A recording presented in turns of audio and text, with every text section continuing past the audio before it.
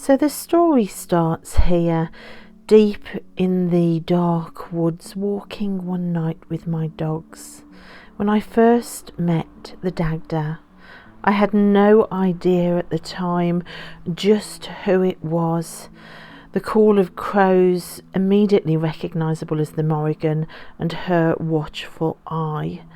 And then a strange fog following me, twisting around the bare branches. It would seem the Morrigan and Bridget were both here, Bridget's milk floating towards me. But then a third presence. I didn't know who this was until I stood and watched the flow of the fog like milk twisting around the oak trees.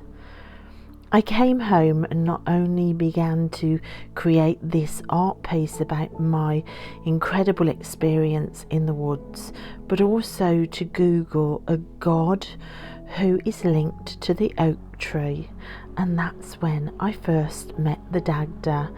Married to the Morrigan, the father of Bridget, I could not believe my eyes.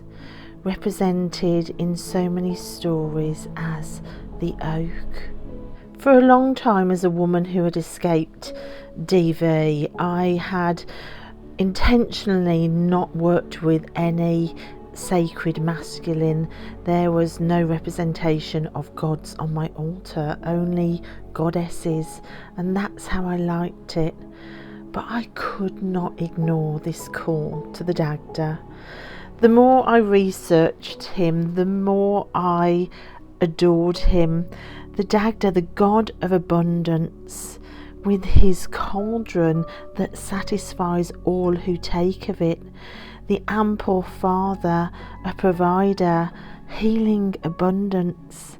This was the type of God I needed to heal some of the most broken parts of my soul, and this piece of art celebrated the coming together of my three deity, the Morrigan, Bridget, and now a male archetype, the Dagda.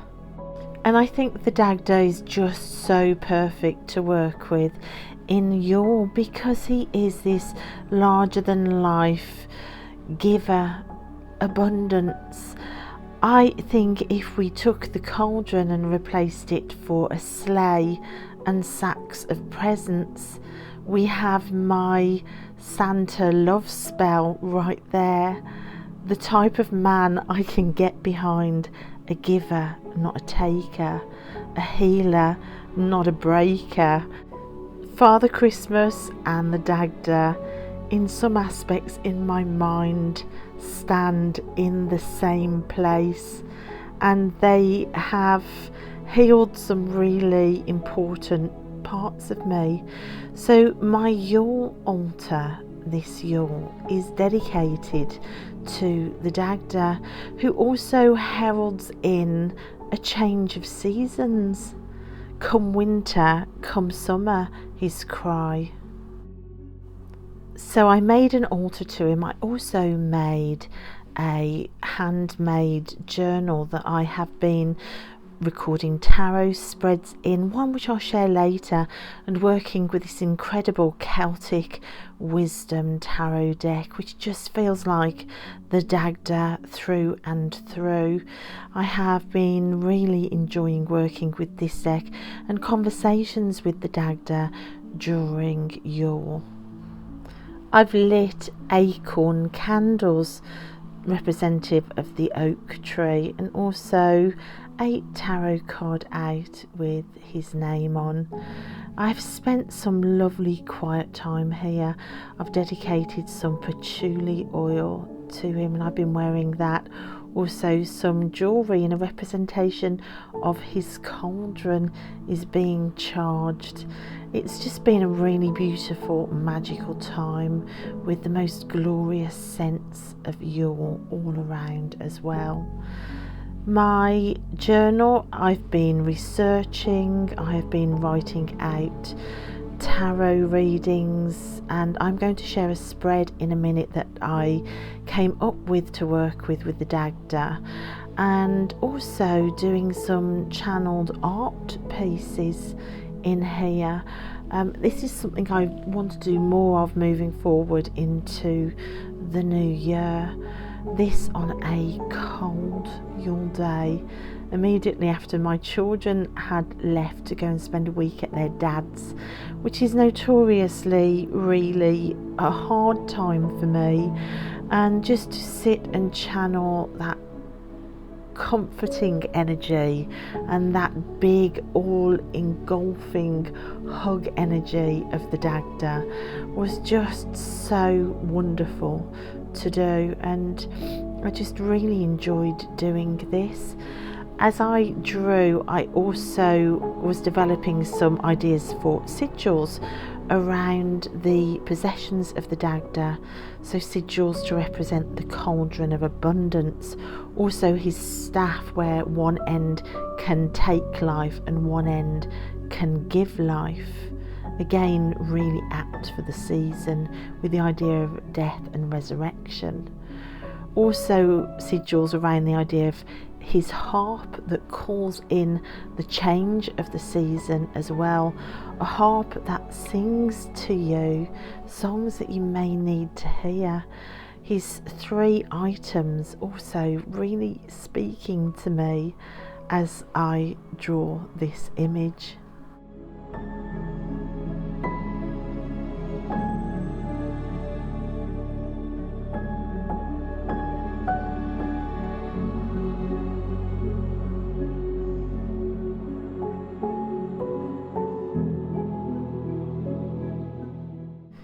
Sometimes no words are needed on a grimoire or a journal page for me. Sometimes the patterns and the colours and the images that emerge just say everything that I need in that moment. Even the choice of heart paper coming in, and then images sent to me by friends that jump out and demand to live in that spot. For me, this is as much about listening as it is about creativity, and I think it is the most amazing way to work with and honour and hear and connect with a deity. So I will be doing more work for sure across 2024 in this handmade grimoire, all made from scrap materials, dedicated to the Dagda. And if I turn back to this page, I want to share with you my first spread with the Dagda. You can see it here. There are 8 positions, and I want to take you through what each of them are to hopefully give you a spread that you can use to embrace the incredible energy that I think the Dagda possesses. So I'm going to get out again this incredible Celtic Wisdom tarot deck, which I'm afraid is currently out of print, but you can find it secondhand if you look. I know that's how I found it. Gosh, I really love these cards. I just love the colours, I love the art style. I just think the very energy of this deck for me kind of sums up the energy that I feel working with the Dagda, even more than the Morrigan or Bridget. This deck really does feel like the curved edges and the comfort that I get with the Dagda's energy. Just look at some of these cards, isn't it just lovely? And look at this one. This stopped me in my tracks. This, without me realising, just has a very similar feel to the channeled art that I did earlier. That stopped me in my tracks there. I will be exploring that later. But first, let's shuffle this deck and I'll share with you the Dagda spread.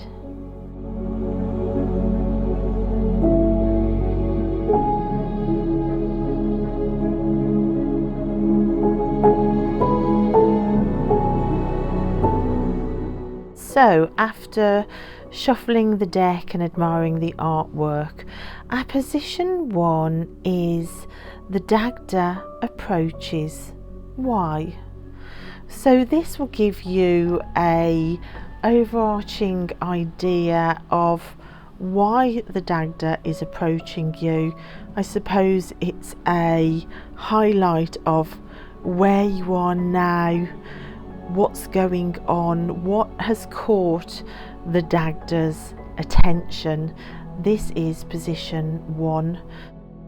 And for me, I pull out this glorious card, the Woman of Knowledge. Then position 2, 3 and 4. What do I need right now? What has the Dagda got for you to take from his cauldron? The cauldron of abundance, the cauldron that gives everybody exactly what they need. If you are to pull 3 cards to form the shape of the cauldron, what 3 cards will be your cauldron today?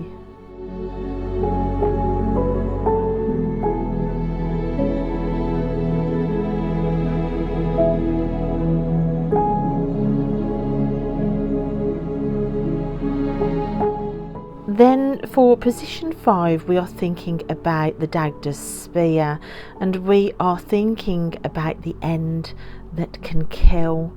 What needs to die for you? What do you need to leave behind? For me, 2 cards jumped out here, but what needs to die for you? Then position number 6 is what needs new life breathed into it. We're at the other end of the Dagda's spear here. So position 5 and 6, we are either end of the spear. And then finally, position 7, what song will the harp sing to me? It might be a song about the turning of the wheel, stepping into a new season. That always is heavily laced into this position, but it might be something totally unrelated. What do you need to hear sung to you? And then position number 8 is the bottom of the deck card, your underlying energy that goes throughout everything else. So that's it, guys. That's your 8 position spread for the Dagda, and using tarot to talk to the Dagda. I hope you have found that interesting and useful. I am having the most wonderful Yuletime magical fun, not only with my tarot decks and working with the Dagda at my altar, but also with this challenge. So thanks guys so much for watching, and I'll see you next time.